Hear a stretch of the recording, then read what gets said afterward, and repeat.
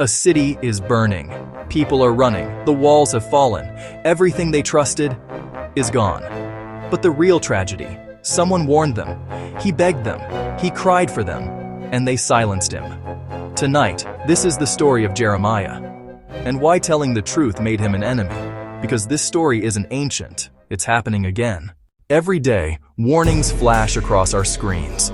Climate alarms, economic red flags, technological dangers. And what do? We scroll, we argue, we mute the voices that make us uncomfortable. That instinct to silence truth is older than civilization itself, and Jeremiah paid the price for it. Jeremiah didn't choose this life. He didn't want fame. He didn't want power. He was chosen, given a vision he couldn't unsee. That's why history remembers him as the weeping prophet. Not because he was weak, but because he knew exactly what was coming. And no one would listen. Jerusalem looked strong, religious, protected. But beneath the surface, corruption, violence, self-deception, and on the horizon, Babylon. Here's the uncomfortable truth.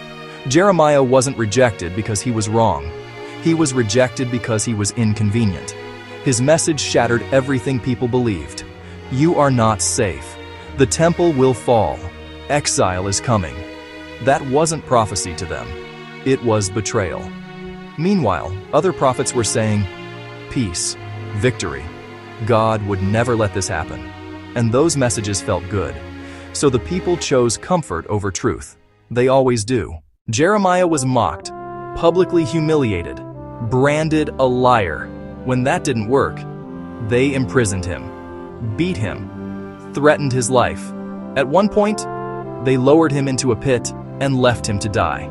Not because he was dangerous, but because his words were. Silencing the messenger felt easier than facing reality. Jeremiah didn't just speak. He performed. He shattered clay jars in public, symbolizing the city's destruction.